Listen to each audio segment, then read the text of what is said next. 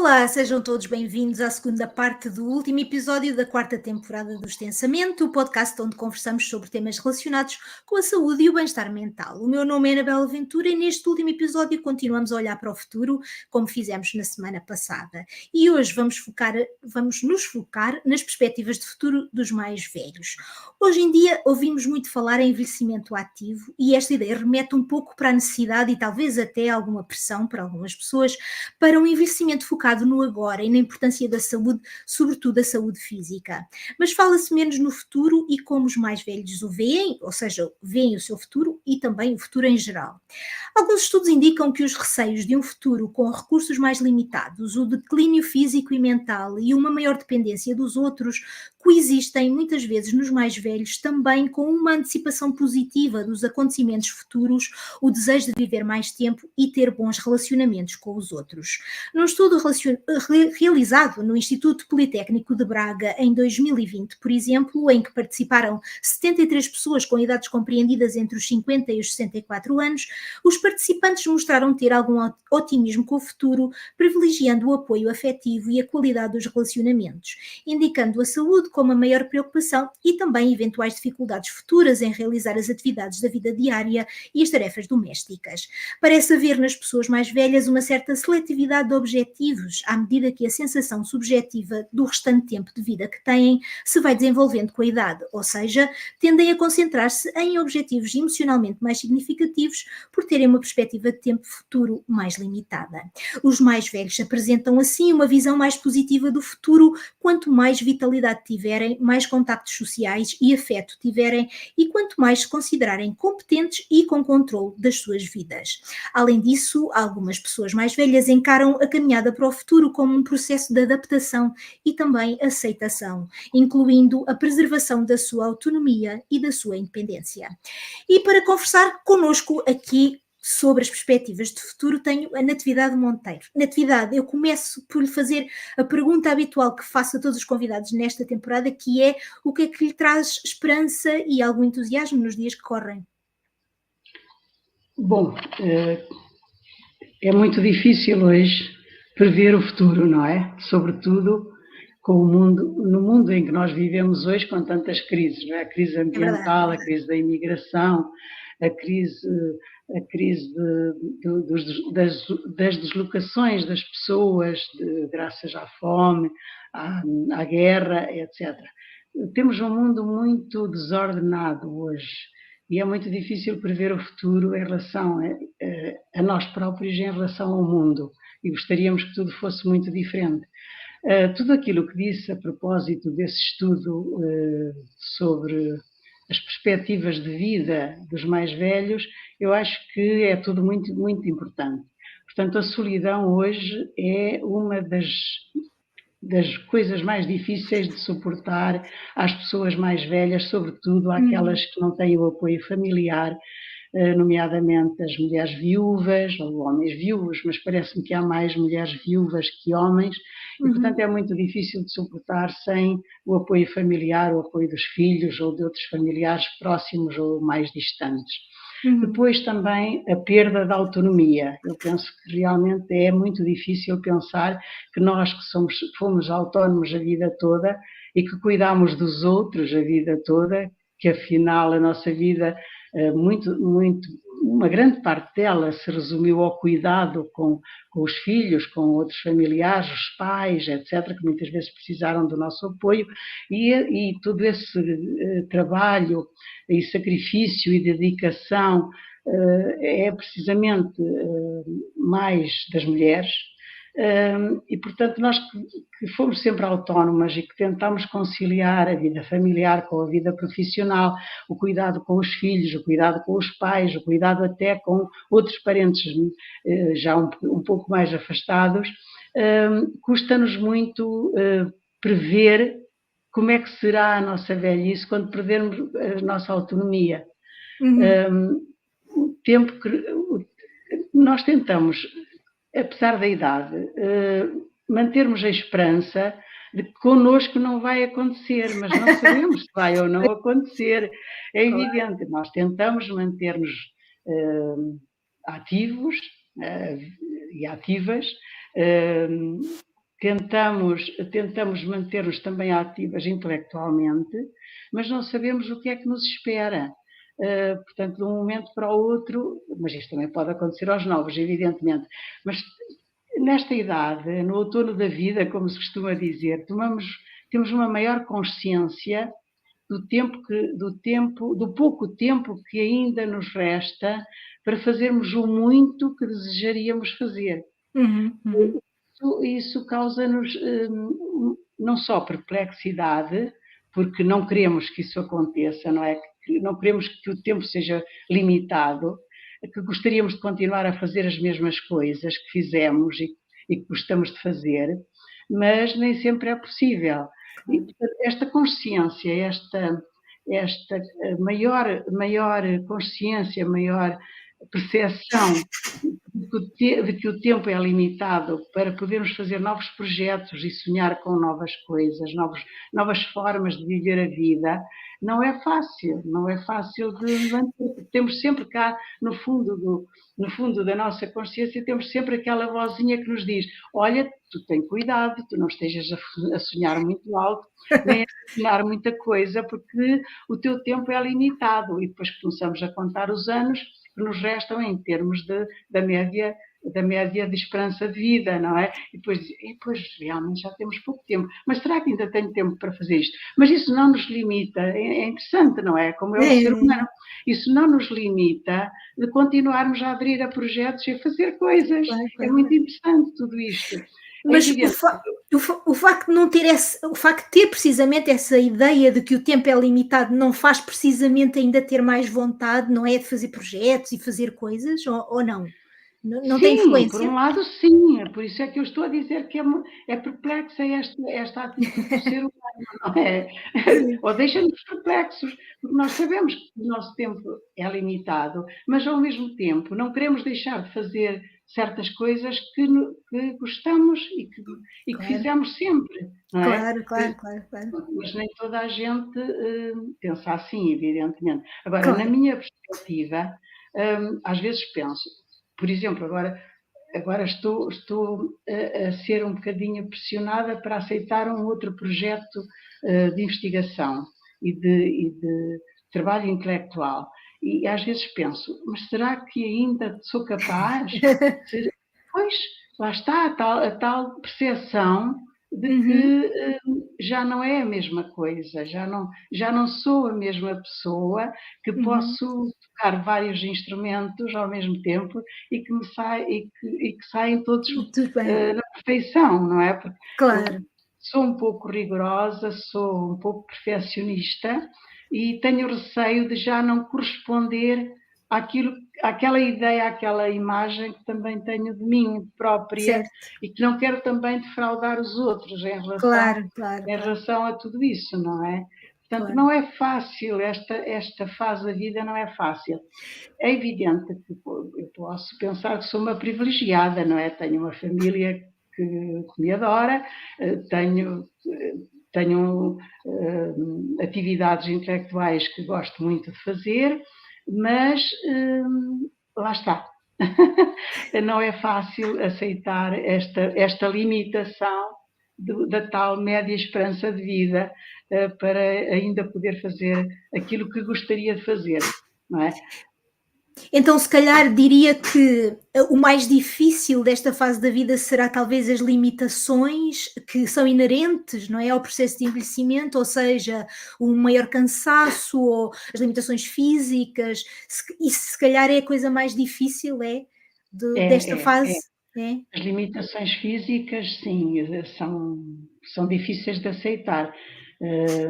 Mesmo em relação ao nosso corpo, como mulheres, não é? Como sempre se esperou de nós que fôssemos boas profissionais, boas mães, boas esposas, boas donas de casa e ainda bonitas e que se apresentassem bem, não é? Claro. De acordo com os padrões de beleza e os padrões que são exigidos às mulheres, muitos deles, se não todos, impossíveis de concretizar. Depois nós, quando chegamos a esta idade, já quase não reconhecemos também o nosso corpo e começamos a ver que realmente já não somos bem, aquela imagem que nós tínhamos de nós próprias já não é essa a imagem que os outros têm, porque nós vemos no espelho, não é? E Pois, também pois, vemos pois, nos pois, outros, e também vemos nos outros. É pois, pois. interessante ver, É ver interessante, sim. como é que as pessoas com quem convivemos há muitos anos nos veem e nós as vemos, já Sim, não sim. são as mesmas. E isso custa muito a aceitar, às vezes. Custa muito a aceitar. Eu acho que nós não temos muita noção que estamos a envelhecer, ou seja, porque para nós somos sempre nós, é sempre o nosso corpo, somos sempre nós. Eu acho que é um bocado os outros que nos dão o reflexo que se calhar já estamos a ficar, não é? Eu tenho essa ideia, não sei se é Exatamente. assim, mas eu Exato, tenho muito é essa isso ideia. mesmo. É, não Os é? outros é que nos dão. É que Os quando outros é nós que nos dizemos, dizem, não é?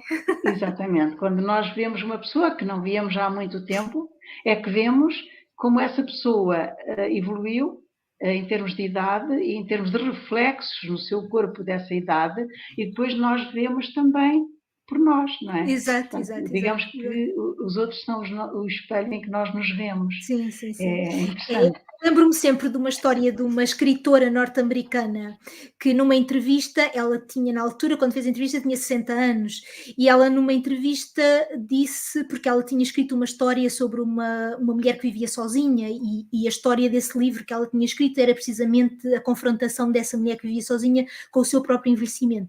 E ela diz que se inspirou numa situação que lhe aconteceu a ela, que ela tinha na altura 50 e tal, portanto já estava próximo dos 60, e que ia a passear na rua e que um conjunto de adolescentes passou por ela e um deles deu-lhe assim um pequeno encontrão, e os colegas desse adolescente disseram: olha aí a senhora de idade, não tem cuidado. E ela ficou muito chocada porque na cabeça dela ela não era uma senhora de idade, não é?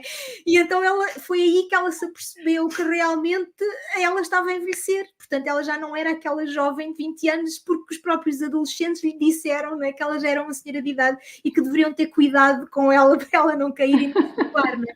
Sim, E eu mas isso nunca mais me esqueci disso, porque eu acho que realmente é isso que acontece, a gente não se é, apercebe que está a envelhecer, não é? é Porque isso que acontece. continuamos a nossa vida e continuamos cá com as nossas coisas e não nos apercebemos, não é? Que estamos a envelhecer. Eu lembro, eu tinha 40 anos, e numa aula um aluno pediu-me para sair um pouco mais cedo porque queria ir ao hospital visitar a professora da instrução primária.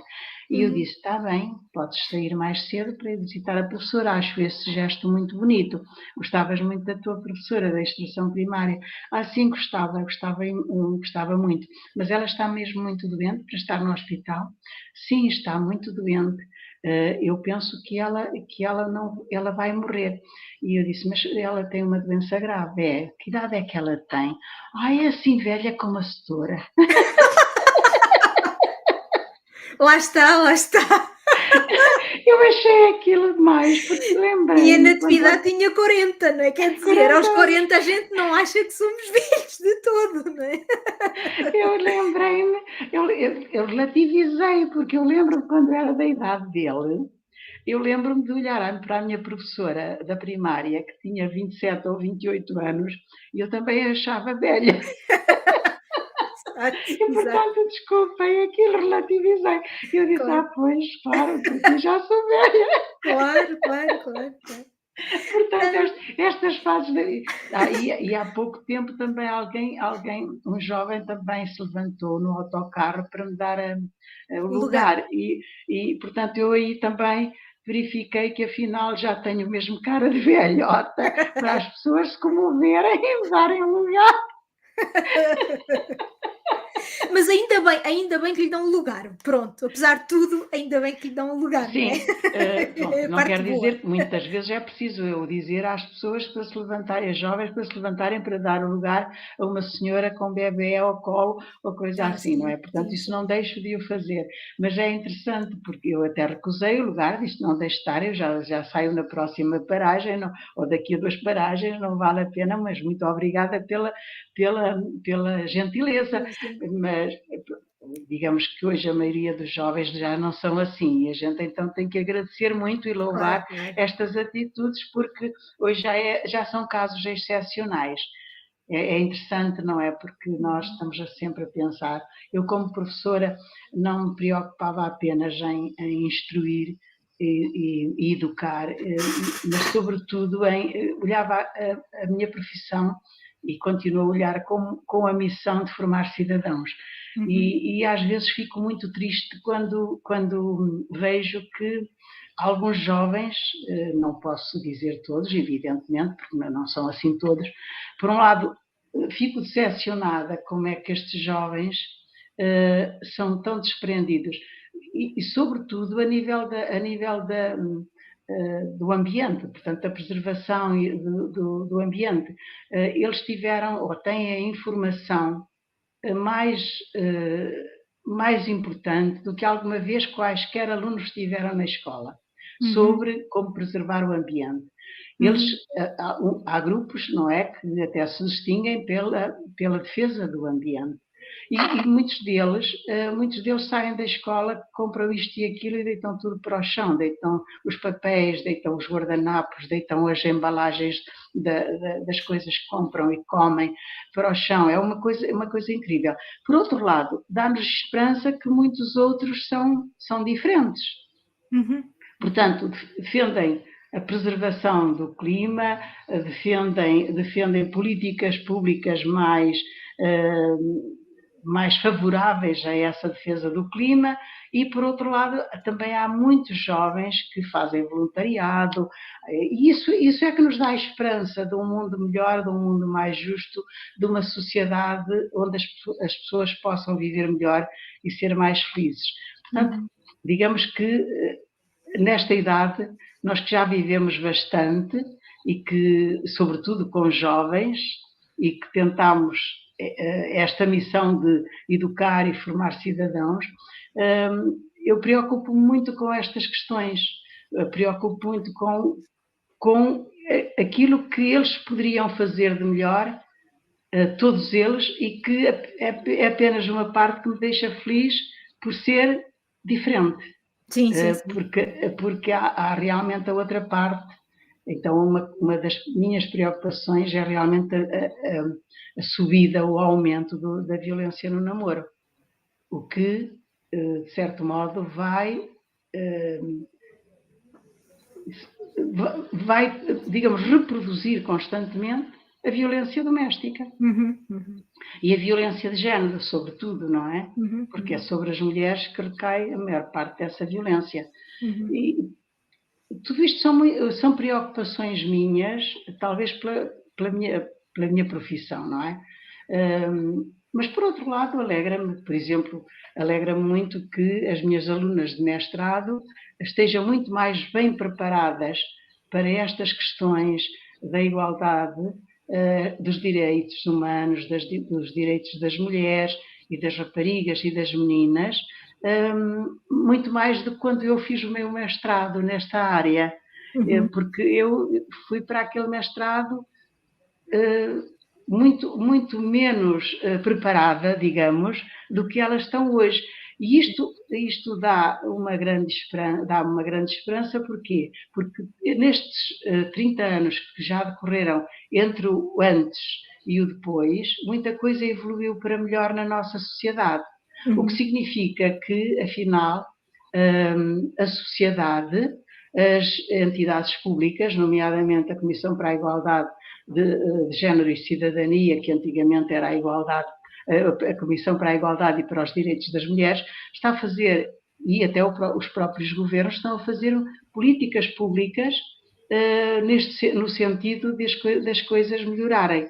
Agora, só realmente tenho muita pena que a nível da violência doméstica haja tantos projetos, tantas políticas públicas de prevenção e de judicialização, digamos, do crime como crime público, e as coisas piorem cada vez mais. Eu ia pegar só no que a Natividade disse há pouquinho por causa das alterações climáticas. É uma das preocupações do futuro, não é? As alterações climáticas e também a influência, porque quando falamos do futuro temos que falar sempre da tecnologia, não é? E no outro dia até falámos brevemente sobre isso, sobre a inteligência artificial e o efeito que poderá ter no futuro. Como é que a Natividade vê a questão das alterações climáticas e da inteligência artificial e da tecnologia no futuro? Qual é a sua perspectiva sobre isso? A minha perspectiva é que é realmente uma pena, não é? Acabou agora a última conferência na Arábia Saudita, afinal ficou tudo na mesma e, portanto, por mais conferências que se façam, os países não se convencem, portanto, não há políticas abrangentes em que todos os países se empenhem realmente, não só em teoria, mas na prática, para mudar. Para mudar. É realmente uma pena a Europa estar a fazer um grande esforço, talvez não esteja a fazer o esforço que seria necessário ainda, não é? Mas pronto, pelo menos teoricamente para lá caminhamos, estão todos a fazer algum esforço no sentido de mudar as coisas. Mas realmente os países mais poluidores, por exemplo, são aqueles mais renitentes em adotar essas políticas públicas para transformar o ambiente, ou seja, para melhorar, porque realmente quem sofre mais com as consequências da crise climática são os povos menos desenvolvidos, são os mais desfavorecidos, são os mais pobres. Agora, de certo modo, decidiu-se que os países mais ricos iam ajudar os países mais pobres na transposição da descarbonização. Mas é evidente que nem todos estão de acordo. E será que esses dinheiros depois são mesmo canalizados para essas políticas? Será que não se perdem pelo caminho? Eu às vezes tenho dúvidas, infelizmente, não é? Como toda a gente, penso eu, não é? E sobre a inteligência artificial, meu Deus, eu ainda hoje Pois no outro dia a Natividade dizia-me que estava um bocadinho preocupada, não era? Com a inteligência artificial no futuro, não é? Exatamente, é que hoje li no jornal, pronto, há dias a União Europeia já promoveu a legislação no sentido de, não digo salvaguardar, mas pelo menos regulamentar uma parte dessa questão. Mas parece-me que ainda não está tudo muito definido, porque agora cada país tem que aceitar aquela legislação e depois tem que regulamentar eles próprios têm que regulamentar essas questões a nível nacional. É um princípio, é uma esperança, não é? Mas eu estou muito preocupada porque realmente que se é possível transmitir a imagem de uma pessoa, digamos, em ambientes e atitudes e ações para as quais a pessoa não contribuiu, sem a pessoa saber, é grave, e isso cair nas redes sociais de modo a ser humilhada e magoada, eu acho isso muito preocupante, porque aquilo que já está a acontecer nas redes sociais em termos de bullying, assédio, não só assédio sexual, mas todo tipo de assédio, em que as pessoas ficam desesperadas, e com razão, o que é que não será no futuro? É evidente que eu lembro-me de um filme muito antigo em que os robôs dominavam os humanos. Se calhar estamos próximos disso, embora nós, humanos, sejamos mais inteligentes que as máquinas que criamos, mas eu não sei se as máquinas não tomarão conta de nós, não é? Esperemos que não. Esperemos que não. Mas eu estou muito receosa, sobretudo a nível do plágio, porque já antes o plágio era frequente, não é? Claro que agora há programas como o Turnitin, por exemplo, que a gente põe lá um texto ou um artigo ou uma tese e consegue ver o plágio, consegue pelo menos detectá-lo. Mas eu não sei até que ponto é que as coisas serão tão sofisticadas que isso vai, digamos, escapar a todo esse controlo que se está a tentar fazer. Sim. Eu receio muito, não sei se é por já estar nesta idade, mas receio muito realmente as consequências negativas.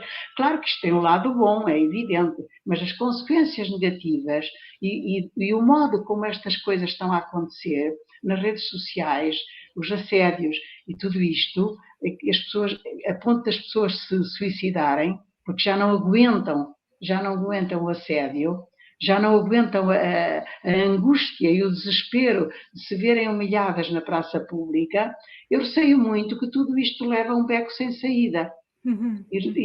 Entre outras coisas, evidentemente.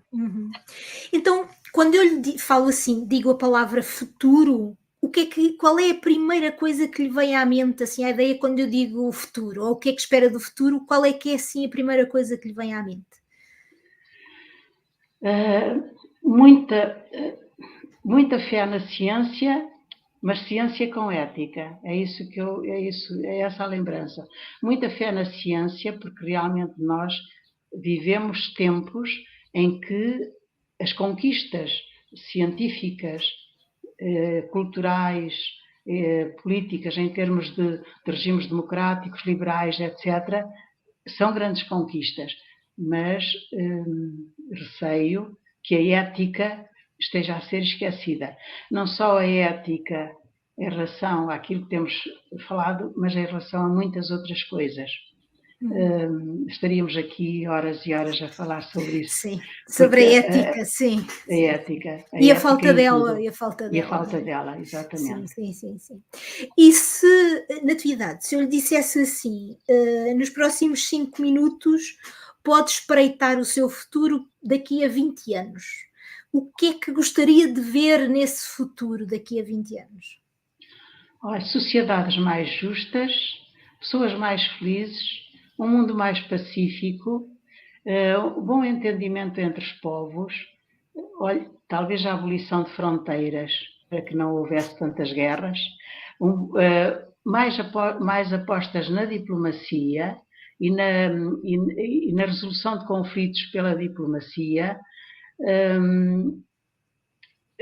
acabar com tudo aquilo que é injusto e mais respeito pelos direitos humanos e mais respeito pelos direitos das mulheres, das meninas e das raparigas, porque é uma questão de direitos humanos. Quando falamos de direitos humanos, parece que estamos a falar só dos direitos já conquistados pelos homens, mas eu gostaria também de ver mais respeito pelos direitos das mulheres. Há pouco falámos um bocadinho na saúde, nas preocupações com a saúde e também na inteligência artificial. E eu queria falar com a Natividade um bocadinho sobre. Eu penso que uma das grandes preocupações das pessoas que estão a envelhecer, que somos todos nós, na verdade, e das pessoas mais velhas, é a questão da saúde, ou seja, ter saúde ou ter qualidade de vida, não é? Com saúde. E a questão também da tecnologia e até que ponto a tecnologia não pode ajudar ou não, dependendo, não é? Na nossa saúde. Para si, realmente a saúde é a grande preocupação, em termos mais pessoais agora, é a grande preocupação do futuro, ou seja, as condições da sua saúde? Sim, é uma grande preocupação, porque sem saúde não há vida boa, não é? Portanto, é uma grande preocupação para mim neste momento, neste país, as condições em que se encontra o Serviço Nacional de Saúde. Tanta gente sem médico de família, nunca se viu como agora maternidades fechadas, urgências fechadas.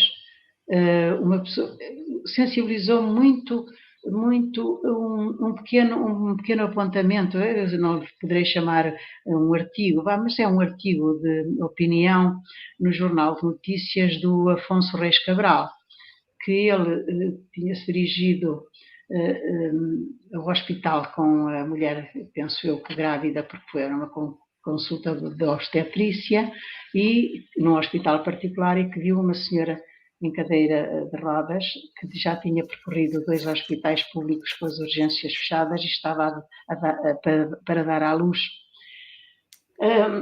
Portanto, ela foi levada, sem ela saber, para um hospital privado. Ela nem sabia que estava no hospital privado, mas perguntaram-lhe pelo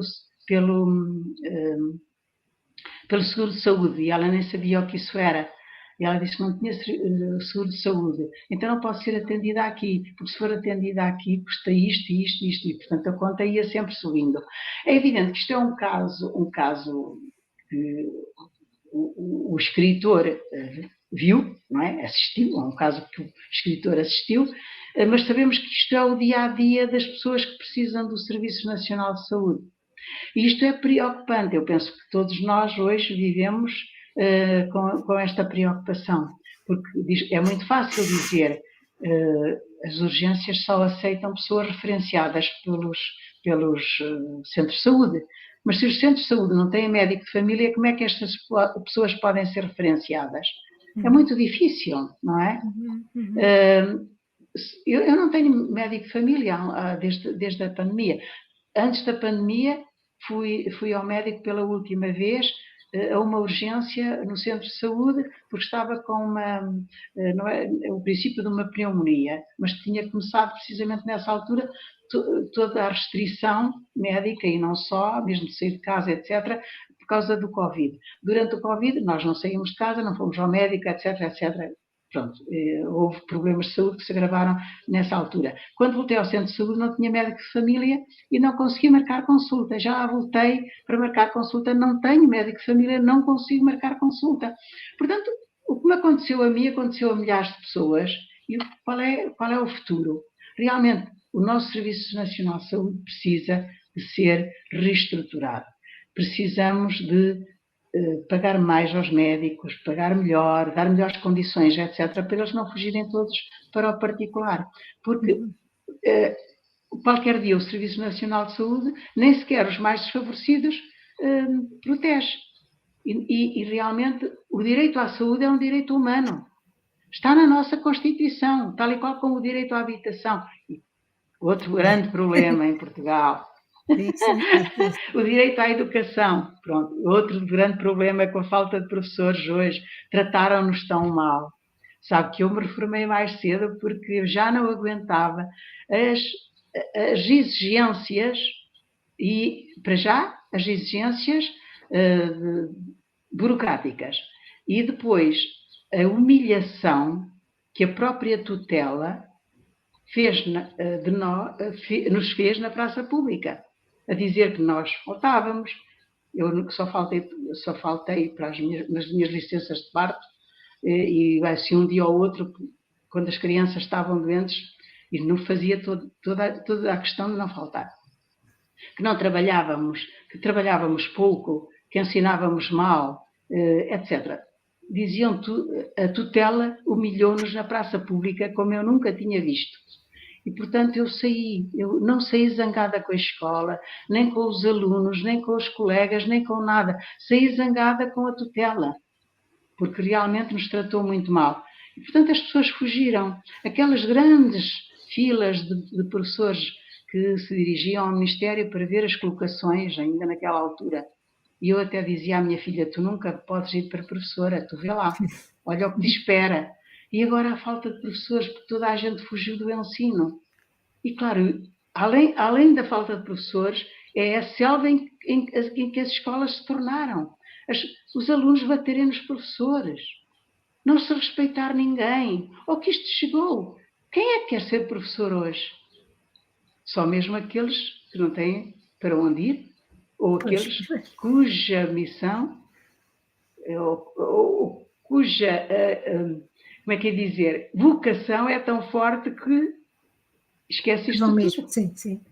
Bem, poderá ser aí que a tecnologia terá um papel mais importante, porque possivelmente irá talvez ocupar o lugar de vários professores que já não querem ser professores, não é? Não se calhar, parece.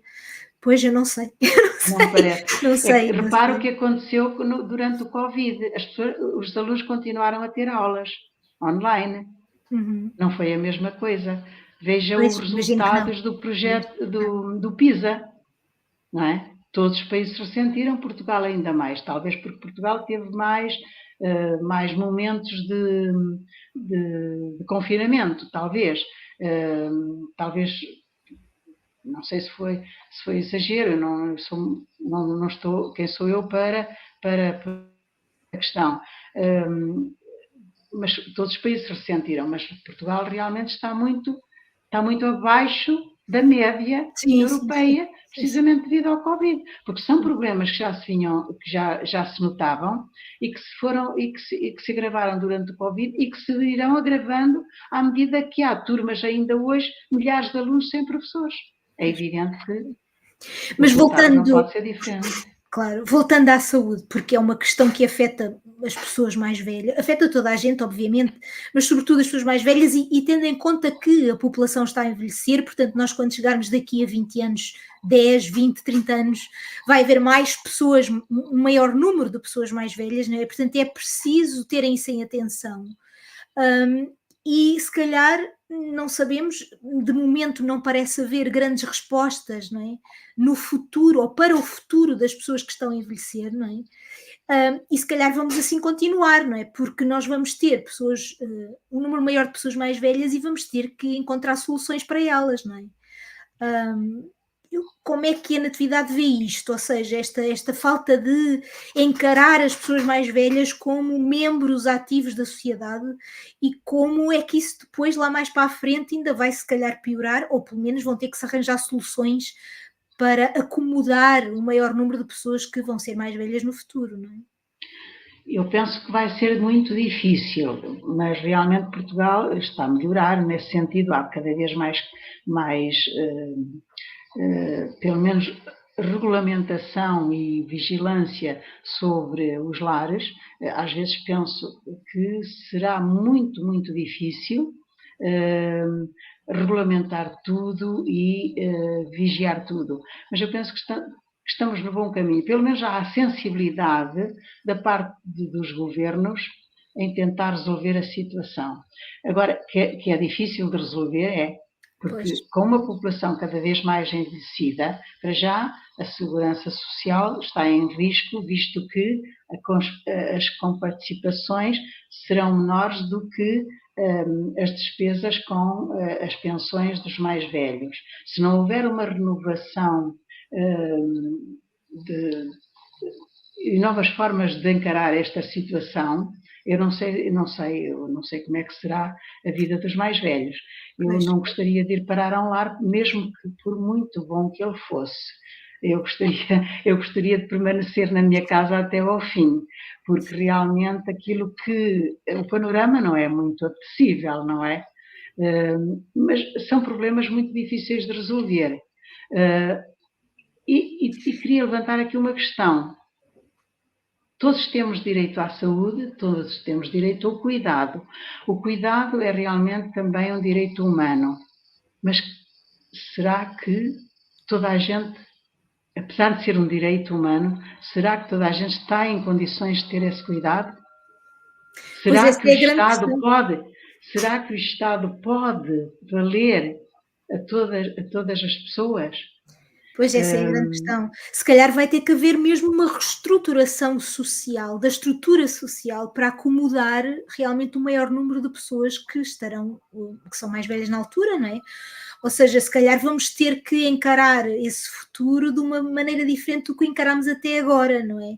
Sobretudo numa Sim, mas perspectiva de como? que as pessoas se iriam reformar e pronto, não é? Se calhar agora as pessoas já vão se reformar ou não, e se calhar mesmo reformadas vamos ter que, se calhar, vamos ter em termos de comunidade alargada, não é?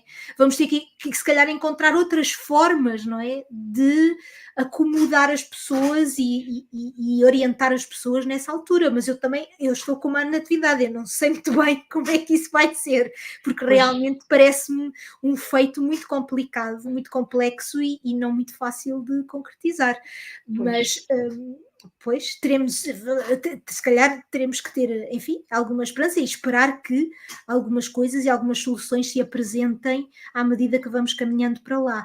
Mas a Natividade apontou aí uma coisa interessante, que era o desejo de manter a sua autonomia e independência. É muito engraçado porque no episódio anterior eu tive aqui uma adolescente de 15 anos que tem autonomia, já alguma autonomia, mas não é independente, e eu perguntei-lhe o que é que ela mais ansiava pela sua independência. E é engraçado porque enquanto os adolescentes anseiam pela independência, portanto, não é, querem alcançar a independência, as pessoas mais velhas querem mantê-la. Portanto, a independência eu acho muito interessante, que é um tema importante, quer na fase mais, enfim, avançada da vida, como na fase inicial da vida. É muito interessante isto, não é? E eu queria ver com a Natividade esta questão da autonomia e da independência, e também do receio da impotência, não é, das pessoas mais velhas perante uma possível falta de independência e autonomia e perante a falta de controle, não é? Ou seja, o não ter autonomia e independência leva também, se calhar, a uma falta de controle da vida, não é?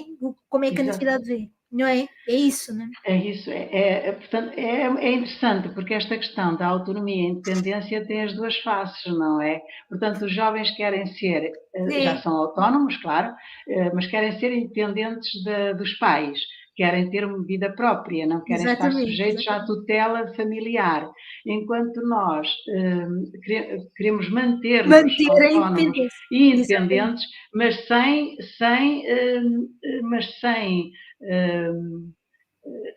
sem que a família, não queremos afastar a família, queremos cada vez mais que a família também, no caso de não ficarmos ou não nos mantermos autónomos e independentes, da família nos apoiar.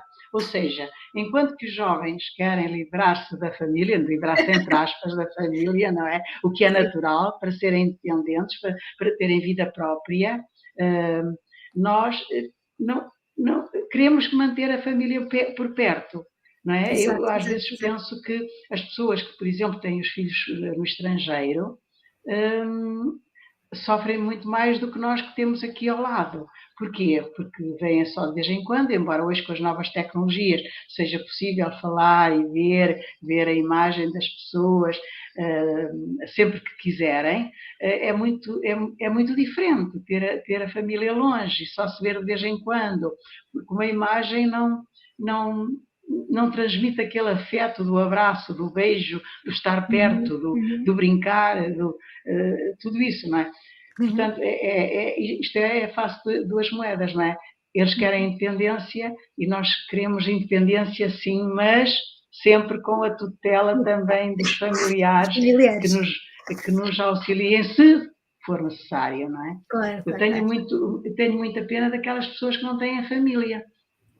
Aquelas pessoas sós, a envelhecer sós, sem família. Tenho muita pena porque estão sujeitas a tudo, não é? Eu por acaso, era a minha pergunta a seguir, que era se é inevitável, a solidão e o isolamento são inevitáveis quando nós envelhecemos ou não? Ou tem que haver um esforço, é preciso um esforço para que isso não aconteça? Qual é que é a perspectiva? Tem que haver, sim, tem que haver. Se as pessoas não tiverem família, que tenham uma rede de amizades com quem possam falar, com quem possam conviver, com quem possam tomar café, não é? Tomar café com uma amiga é o equivalente a uma sessão no terapeuta, no psicoterapeuta, né? Dizem, não é? E eu penso que sim, que é verdade, porque a gente diz umas coisas e ri e conversa e sente-se muito mais próxima das pessoas e sente-se também um pouco mais amada, não é? E, portanto, as pessoas que têm que fazer um esforço se não tiverem família, de não se isolarem, de conviverem, de manterem uma rede de amizades capaz da tal convivência necessária para o ser humano, porque nós somos animais sociáveis, somos animais políticos e, portanto, precisamos dos outros. Nós não vivemos sós, portanto, nós vivemos em sociedade, e porque nós precisamos dos outros sempre. Pois, eu vejo isso, por exemplo, a minha avó tem neste momento 102 anos e ainda está bem cognitivamente, felizmente, e uma das coisas que ela refere é precisamente este encolhimento do mundo, ou seja, o mundo encolhe à medida que as pessoas vão envelhecendo e é realmente a falta de referências sociais, porque como ela já está muito velha, não é? Vai perdendo as referências sociais, não é? Porque as pessoas vão ficando pelo caminho, não é? Os outros vão ficando pelo caminho. E eu acho que isto também é uma das coisas que preocupa e que é importante o que a Natividade disse, que é as pessoas contrariarem isto, ou seja, não se deixarem ficar isoladas e não se deixarem, sobretudo porque eu acho que também há muitas mulheres que, como as mulheres vivem mais que os homens, não é? Portanto, haverá mais mulheres envelhecidas que vivem sozinhas, não é? E acho que é importante o que a Natividade disse é reforçar que não é inevitável, portanto a solidão e o isolamento não são inevitáveis à medida que nós envelhecemos, não é? Portanto é importante contrariar, não é, Natividade? Sim, é importante contrariar. Manter as redes de amizades, manter as saídas, ir ao cinema, se puder, não é? Ir ao teatro, etc. Tudo isso é importante. Não encolher o tal mundo, como a Anabela diz, não encolher o tal mundo. Portanto, expandi-lo se for possível. Há sempre tempo de arranjar novas amizades, novos passatempos, para quem não tem, para quem não tem que fazer, digamos, não é? Não é o meu caso, não é o meu caso, que eu tenho sempre muito que fazer. Mas para quem não tem um trabalho a fazer, não é? Eu acho que é importante conviver. É importante. Mas hoje penso que há uma maior sensibilidade para estas questões, visto que até nos próprios lares, apesar de serem eu chamo-lhe o purgatório. É o purgatório. É compreensível. Exatamente. Mesmo nos lares, há aquela preocupação das pessoas de ocuparem as pessoas, não é? Mas eu acho que muitas dessas ocupações são um bocado infantilizadas, ou estão a infantilizar as pessoas. Eu acho que deviam ter ideias mais elevadas, ou seja, inventar modos de as ocupar de uma maneira mais elevada, através da leitura, por exemplo, através da leitura de poesia, através por exemplo, da escrita criativa, no caso das pessoas saberem ler e escrever. Eu acho que podia ser um modo diferente de entreter as pessoas, de as manter ativas, sim, mas também intelectualmente. Não era aquelas coisas do nariz vermelho, como aquilo do nariz vermelho que vai aos hospitais para brincar com as crianças. Não era nada disso, porque eu já vi num lar bastante conceituado essas senhoras aparecerem, e eu achei que aquilo era um bocado infantil. Acho que as pessoas não merecem isso. Elas já estão, digamos, com bastante idade, mas não precisam ser infantilizadas, têm que ser tratadas como pessoas adultas que são, apesar de estarem velhas, apesar de serem idosas.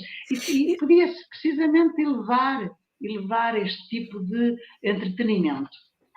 Não as deixar ali pegadas à televisão e inventar coisas diferentes para elas se ocuparem. Eu ia pegar nisso que está a dizer e perguntar-lhe, que eu acho que também acontece um pouco, sobre a invisibilidade das pessoas mais velhas em termos sociais, não é? Há uma certa invisibilidade e uma certa dificuldade às vezes para reconhecer o contributo que as pessoas mais velhas ainda podem dar, não é? Como é que vê isso, Natividade? Acha que isto é verdade ou nem por isso? Eu estou a ver as coisas mal. É verdade. As pessoas mais velhas são descartadas completamente, porque acham que já deram tudo e, portanto, muitas vezes são estorvo. É preocupante, por exemplo, a gente ler o jornal, e não só, e ver notícias do género das pessoas irem levar os seus velhos ao hospital e depois esquecerem-se completamente deles lá, e, portanto, as pessoas estão a ocupar camas que seriam necessárias para doentes urgentes e não só, precisamente porque não têm a retaguarda, o apoio de retaguarda que deveriam ter dos familiares. Isto é muito preocupante, também a violência sobre os velhos. E depois, a nível social, vemos que realmente as pessoas mais velhas tornaram-se invisíveis. Parece que já não são importantes. E são descartadas completamente. E isto é preocupante, porque as pessoas... Diz-se, não, isto já é um ditado quase popular, que antigamente as pessoas mais velhas eram respeitadas pelo muito que sabiam e pelo muito que podiam ensinar. Hoje não, hoje as pessoas mais velhas são mesmo descartadas, estão invisíveis. Isto que se chama o idadismo realmente está a pesar muito na nossa sociedade.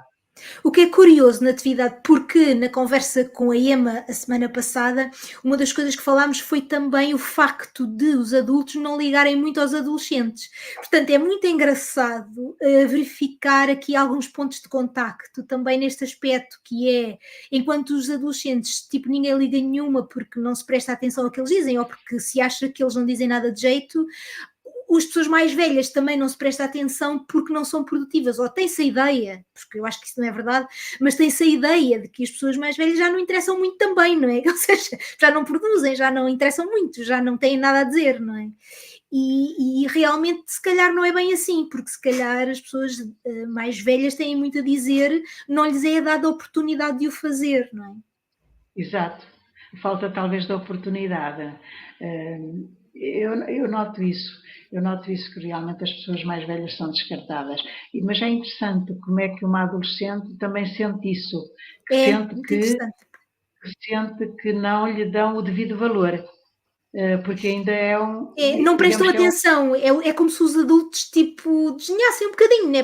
São miúdos, já, e não interessa muito, né? São miúdos, não se lhes liga muito porque são não se miúdos, não ligam, é? e Não depois os se mais ouvem velhos, com a atenção que eles requeriam, não é? exatamente, Portanto, e depois os mais velhos também, aqui o que eu quero trazer é esta noção de que tanto os adolescentes como as pessoas mais velhas não têm uma voz ou não lhes é dada, porque têm, não na lhes é verdade dada têm, uma voz. mas não lhes é dada uma voz, não lhes é dada uma oportunidades para dizerem aquilo que pensam e como veem a vida e o futuro e o mundo à sua volta, não é? E portanto é Sim, interessante, porque é como se fossem as franjas, não é, da exato. sociedade em que a atenção fica na camada da população que é mais, enfim, vista como mais produtiva, não é? E as camadas que estão ao lado, não é? Portanto, os mais novos e os mais velhos acabam por serem um pouco postos de parte, vá, digamos assim, não é? Hum. Já para não Pois ser é, aqui um bocadinho mais, mais agreste. penso que isso tem a ver também com, com a organização da própria sociedade, em que a economia está em primeiro lugar. Portanto, esta Hum, questão das sociedades liberais, em que se dá prioridade à economia e não às pessoas, muda a mentalidade de modo a que estas franjas, que ainda não importam para a economia, não sejam valorizadas. Penso que é isso. Tem muito a ver com a organização social e política e económica das sociedades.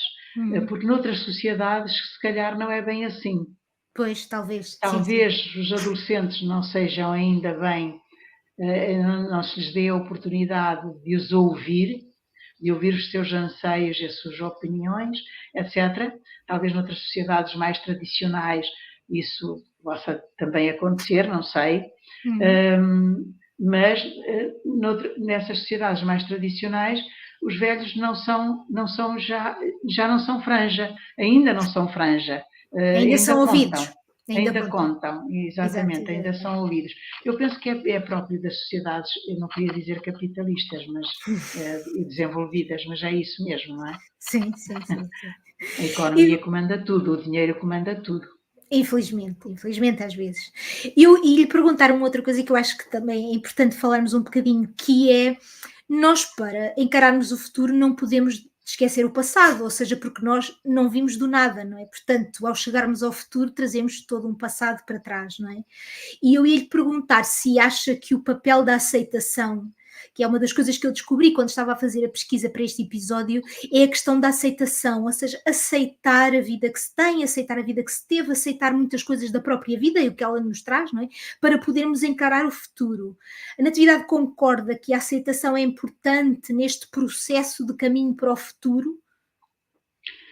Por um lado, concordo, a aceitação daquilo que somos, daquilo eh, que fizemos, não é? A aceitação disso tudo, mas eu penso que tem que haver um pouco de rebeldia também. Um Uhum. pouco de rebeldia faz muito bem, ou seja, não aceitar o status quo, mas pensar sempre que podemos mudar as coisas.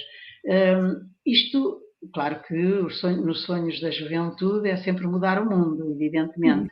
Depois essa febre vai passando com o tempo, até porque outras coisas mais importantes, pelo menos mais prioritárias, surgem na vida e a gente vai esquecendo um pouco esses sonhos da heroicidade, de nós próprios mudarmos o mundo. É evidente que o mundo não pode mudar só porque nós queremos ou por aquilo que nós fazemos, mas também conta. Aquele pouco que poderíamos fazer também conta. Também conta, e quando eu falo de rebeldia é mudar as coisas.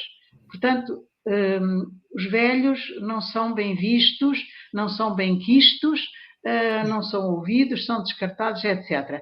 Mas nós temos que provar que vale a pena sermos ouvidos, vale a pena nós mostrar com o nosso exemplo e com a nossa ação que estamos aqui e que fazemos qualquer coisa. Ainda valemos a pena, claro. Ainda contribuímos com muito para a sociedade. E, portanto, não devemos ser descartados a priori só porque temos 60, 70, 80 anos. Natividade, e nesse aspecto também é importante que as próprias pessoas tenham alguma agência nesse aspecto, não é? Ou seja, também façam a sua parte para evitar que isso aconteça, não é? Ou seja, sejam Exatamente. um pouco mais, não é? Ativos e um pouco mais rebeldes, tal como disse, não é? Um pouco mais rebeldes nesse sentido, não deixarem as coisas ficar, não é? Insurgirem-se um pouco, não é? Sim, pelo menos eu tenho pautado por essa norma, não é? Portanto, não deixar que a idade... Apatia, não deixar que a idade me coíba de fazer ainda aquilo que gosto. E, portanto, exato, de certo modo, eu acho que estou a contribuir para o bem comum, claro, não é? Com o meu trabalho, não só o meu trabalho intelectual, portanto, a divulgação do conhecimento que vou adquirindo, mas, sobretudo, também através desse trabalho intelectual, de transmitir às gerações mais jovens tudo aquilo que aprendi, tudo aquilo que sei, etc., se elas o quiserem aproveitar, evidentemente. E por falar nisso, eu ia lhe perguntar... Diga. Faço parte de um grupo de jovens que estão a fazer doutoramento, etc., em que promovemos atividades comuns, portanto, conferências, congressos, seminários, etc., e isso é importante, portanto, precisamente porque eu acho que tenho algo a transmitir, algo a dar. Claro. E foi por isso que me convidaram para fazer parte e, portanto, eu estou a fazer a minha função, estou a cumprir o meu papel. Da sua parte, sim. E isso para mim é bom sentir que estou a contribuir com alguma coisa para o bem comum, para a comunidade. Que bom, e que assim continue. Eu ia lhe perguntar se eu, a semana passada, quando a Emma cá esteve, perguntei-lhe se ela tinha alguma coisa para lhe dizer especificamente, e ela disse que gostava de lhe agradecer pelo todo o trabalho que fez e que deixou o mundo à disposição dela para apreciar, e eu ia lhe perguntar se tem alguma coisa para dizer à Emma, que tem 15 anos, ou a qualquer adolescente. O que é que diria agora, neste momento, a um adolescente? Bem, o que é que eu diria a um adolescente? Que seja rebelde e que se faça ouvir. Apesar das pessoas não quererem ouvi-la, que se faça ouvir. E que deposite uma grande esperança nos jovens como ela, que se estão a educar, que se estão a instruir, que espero que sejam bons cidadãos, boas cidadãs, que alimentem os tais sonhos e a tal esperança de um mundo melhor e que façam por isso. E tenho uma grande esperança nesta juventude, porque como isto já é comum, não é? Estão sempre a repeti-lo, que é a geração mais bem preparada de sempre, e que espero que tenha todas as oportunidades e que concretize todos os sonhos que tem e que os persiga, mas com perseverança, que foi isso também que eu fiz a vida toda, apesar de não ter as mesmas condições que hoje os jovens têm, e e realmente eles podem mudar o mundo, eles são o futuro, eles é que são o futuro. É verdade. E, portanto, o futuro será aquilo que eles quiserem e aquilo que eles quiserem desse futuro. Portanto, é isto que eu tenho para dizer a todos. E que confiem, que confiem na bondade do ser humano e que respeitem o ser humano, respeitem os seus direitos, etc. E, portanto, se fizerem isso, nós teremos um mundo melhor. Eu também tenho grande esperança nos jovens e também subscrevo aquilo que a Natividade disse, concordo plenamente. Natividade, nós estamos a chegar ao fim do episódio, isto passou que foi um instante, é sempre assim, e eu ia lhe perguntar se tem mais alguma coisa que quer acrescentar ou partilhar e que nós não abordámos aqui na conversa, porque há sempre tantas coisas que se podem falar, mas o tempo, não podemos estar aqui a noite toda, não é? E então eu ia lhe perguntar se quer acrescentar mais alguma coisa ou partilhar mais alguma coisa. Posso expressar um desejo? Claro que sim, claro que sim. Queria expressar o desejo de que os povos se entendessem melhor e que acabassem com as guerras a que nós estamos a assistir hoje, que é realmente lamentável. Ver tanta destruição, tanto sofrimento, tanto luto, tanta lágrima, e que as pessoas se respeitassem mais, que as pessoas olhassem mais para o outro, não como diferente, mas como igual. Mas porquê tudo isto, se a vida é tão efêmera? Se temos tanta dificuldade em que as pessoas sejam felizes, e porquê é que nós estamos sempre, porquê é que os povos, porquê é que os políticos, porquê é que toda esta gente que tem o poder nas mãos não faz todos os possíveis para que as coisas melhorem? Porque é que o mundo está cada vez mais desorganizado, mais caótico. E é isto que realmente, apesar de todos os nossos sonhos, projetos e esperanças, nos faz ficar muito angustiados e angustiadas, porque nós vivemos cá no nosso mundinho, o nosso mundinho que é realmente pequeno e onde existe ainda uma certa organização, e não podemos deixar de olhar para o outro lado do mundo, onde tanta gente está a sofrer, onde tanta gente está a morrer, onde tantas vidas são interrompidas, onde tantos jovens perdem a vida e onde tantas crianças não têm que comer, não têm poder sequer de brincar. Custou-me muito, por exemplo, um dia, no início da guerra na Ucrânia, ver crianças a saberem tudo sobre as armas utilizadas e a brincar às guerras. Isto comoveu-me imenso. Qual é o futuro destas crianças que vão ficar tão traumatizadas? Qual é o futuro daquelas crianças da faixa de Gaza, da Cisjordânia, mas sobretudo da faixa de Gaza, com toda esta destruição, com todo este sofrimento, tanta orfandade, tanto luto, tanta lágrima?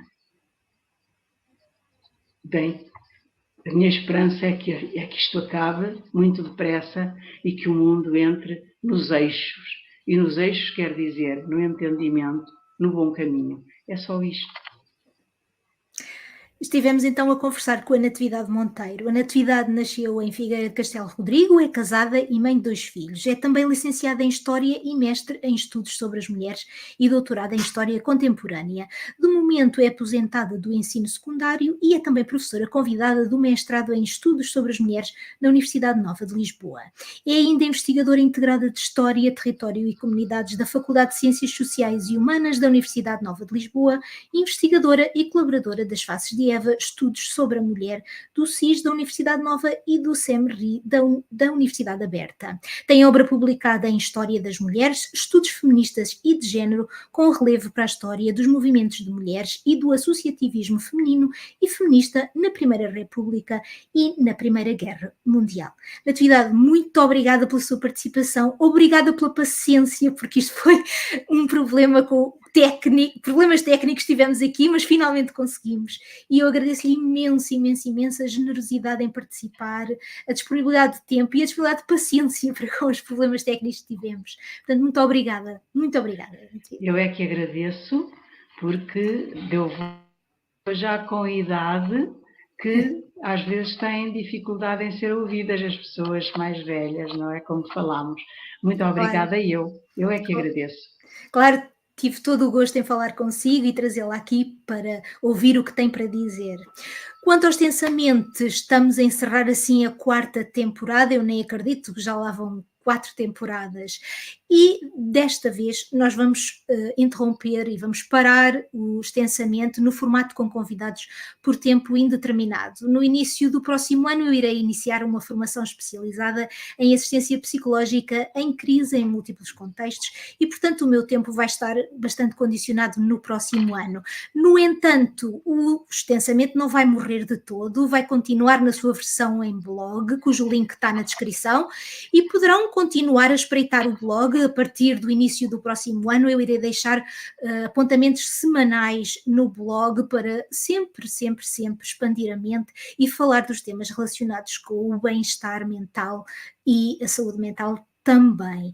Aproveito para agradecer a todos os convidados que estiveram nestas 4 temporadas, foram muitos e muito diferentes, e sem eles não teria sido possível trazer tantas e diversas perspectivas que eu espero que tenha ajudado a expandir a mente de algumas pessoas, pelo menos. Agradeço também a todos os ouvintes, os que ouviram, ouvem e irão ouvir no futuro, e também por subscreverem o canal e por todos os comentários e opiniões que foram deixando ao longo do tempo e que poderão ainda deixar. Se quiserem, podem sempre enviar as vossas opiniões, sugestões, comentários, o que quiserem, para o e-mail em podcastextensamente@gmail.com ou nas páginas de YouTube ou nas páginas de Instagram, que vão continuar, além do blog, claro, também podem espreitar e podem deixar lá comentários se quiserem.